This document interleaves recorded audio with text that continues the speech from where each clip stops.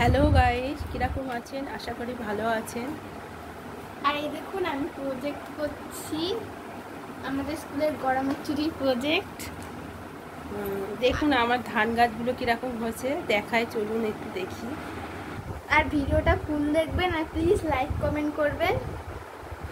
এই দেখুন ধান গাছে আমার চারা, একটা চারা বেরিয়েছিল টবে, সেই চারাটা আমি আর তুলে ফেলে দিই। যে ভাবছি ধান গাছটা হোক, বাড়িতে একটা ধান গাছ হলে খুব ভালো লাগে। যে গাছটি বড় হয়ে ধানের শীষ বেরিয়েছে, আবার ধানও হয়েছে, কত সুন্দর লাগছে দেখতে। বাড়িতে ধান গাছ হওয়ার একটা আলাদাই খুশি।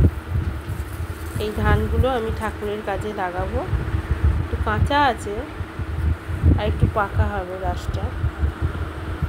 এই পাকা হয়ে গেলে তখন ধানগুলো তুলব। কত সুন্দর লাগবে দেখুন ধানগুলো, এখনো সবুজ সবুজ ভাব।